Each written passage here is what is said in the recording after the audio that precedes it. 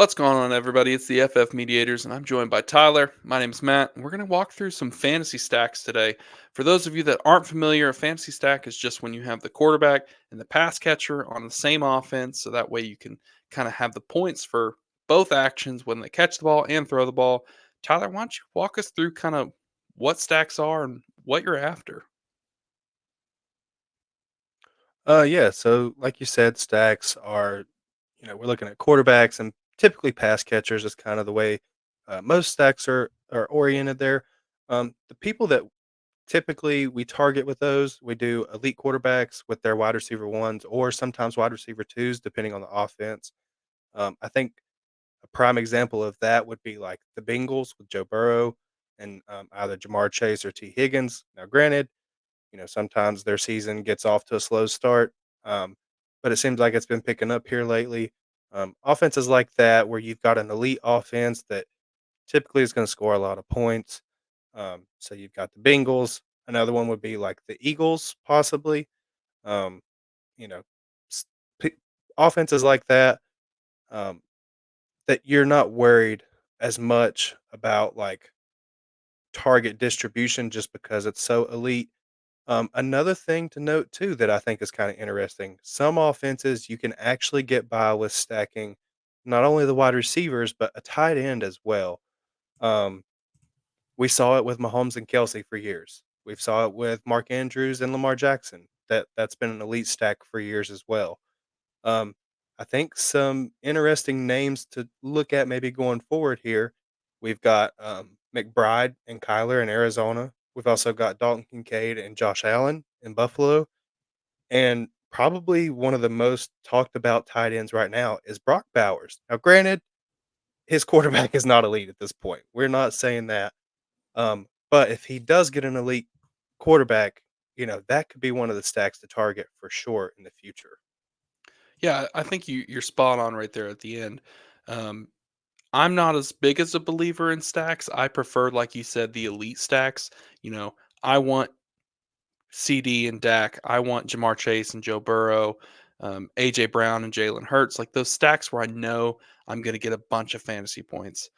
And the other side of the coin is you don't want Daniel Jones and Malik Neighbors. Like, obviously, I want Malik Neighbors on my fantasy team, especially in Dynasty. The guy is just putting up insane points. He looks like an alpha. He's a top three Dynasty wide receiver for me, but I don't want Daniel Jones.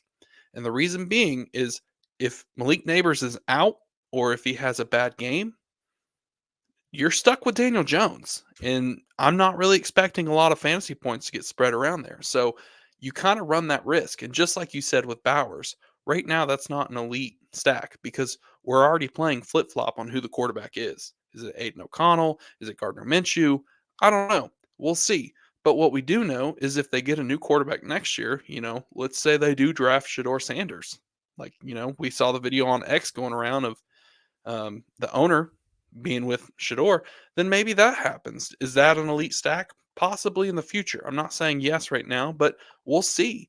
And so you just want to kind of evaluate those names and make sure you're weighing the risk. You hit the names, Kyler Marvin Harrison, Kyler Trey McBride. That's an elite stack. That's a quarterback that can produce on his own, and he can also produce with an elite playmaker in Marvin Harrison or Trey McBride. Same thing with Joe Burrow and T. Higgins and Jamar Chase. All three of those guys are just fantasy producers. Now, like I said, you kind of want to avoid the stack of Malik Neighbors. You know, do you want Chris Olave and Spencer Rattler right now? Probably not. Um, Jordan Love is another good name. If you can get a name that's attached to him, that's not a bad person to have, whether that's Tucker Kraft, whether that's Jaden Reed, who's the wide receiver one in Green Bay. Some people like Wicks. Myself, I'm not buying into that. You've already mentioned Devontae Smith and the Miami wide receivers. If we're talking redraft and Tua comes back, Tua and Tyreek, yes, please. Tua and Jalen Waddle, sure. Like sign me up for that. Absolutely.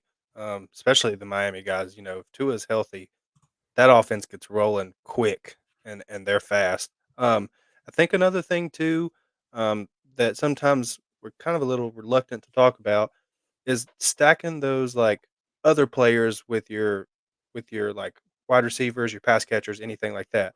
If you've got stacks where you've got a running back and a wide receiver, on the same team, they're going to kind of vulture each other. So if you get down to the goal line, your opportunity for one of them to score, it may be equal, but once one of them scores, we know the other one didn't get it.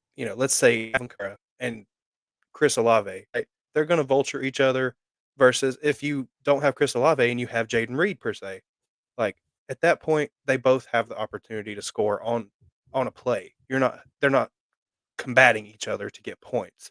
Um, the one thing that I do also want to note on that is while stacking is, an efficient way to gain points, it can increase your max points that you get by far.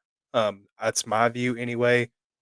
The one thing to note is it can also like decrease your points drastically if the stack doesn't perform. It's a very volatile strategy. Definitely something to watch out for. Kind of play off the risk assessment there. Are you a player that likes to take risks and say, okay, I'm going to call my shot on this offense? I believe in them. I believe in the efficiency and I'm going to go for it. Or do you want to play it a little safe and spread your net out a little bit wider?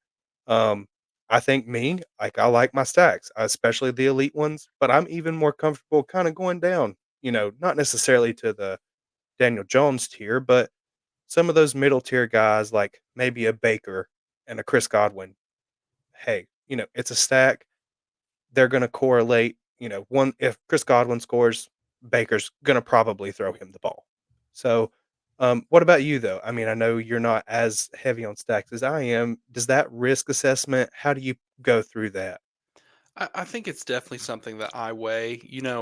Myself, I'm not as keen on doing that. If I had the chance, I've got a lot of Justin Jefferson shares. I have a ton.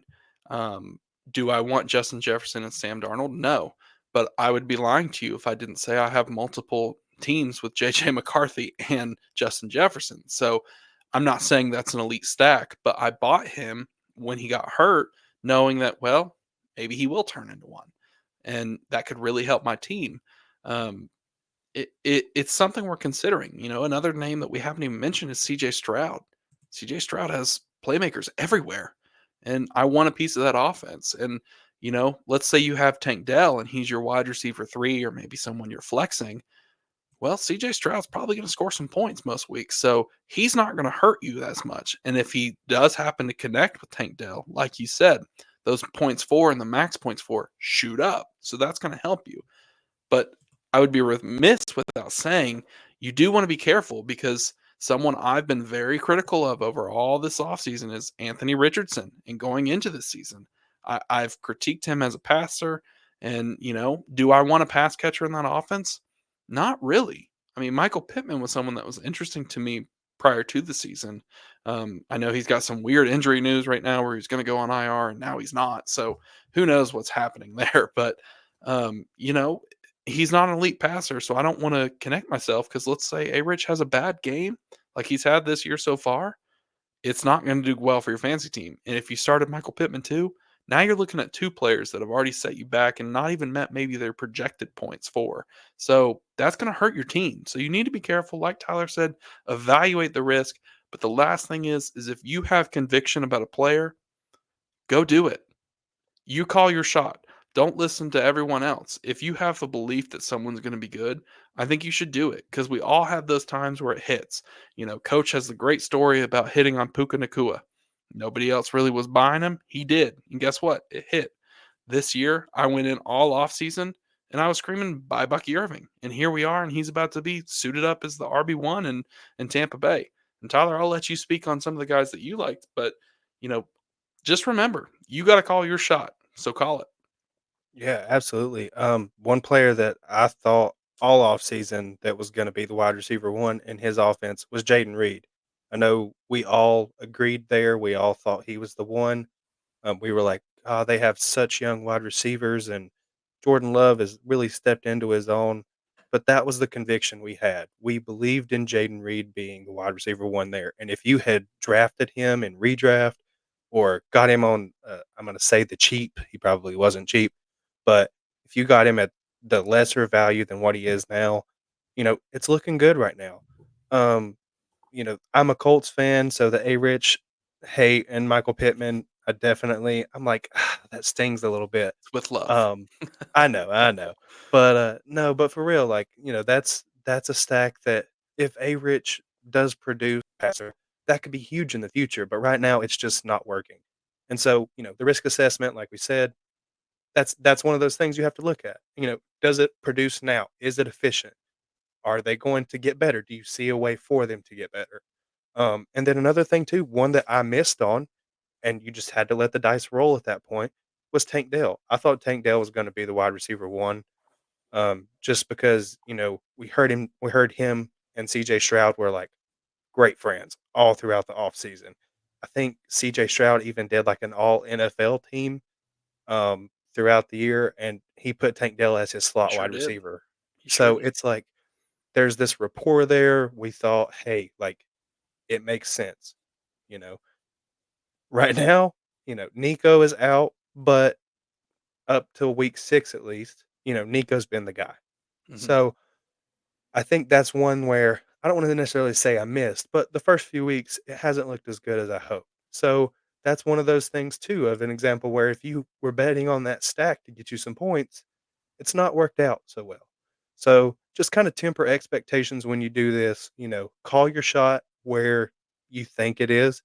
And at the end of the day, just live with what comes. It's harder said than done at times, but if you have that conviction, go get these players. Like I understand it's a little scary.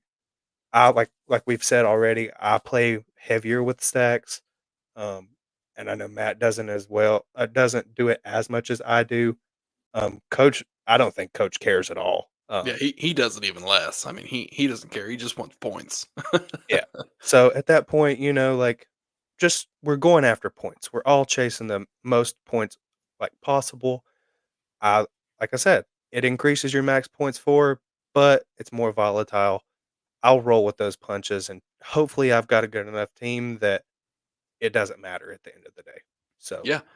Like you said, we got to roll with what we do. And, if you called your shot, at least you can say you tried. So I'm fine with that. But that's going to do it for us. So stay tuned for some more Dynasty strategy videos.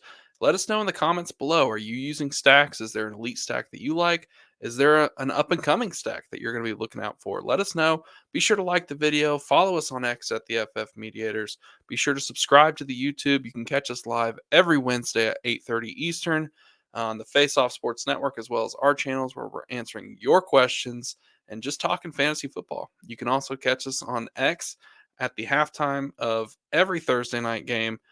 Join our space. Let us know your thoughts. We're just talking football. So can't wait to do it with y'all. We'll see you then. Until next time.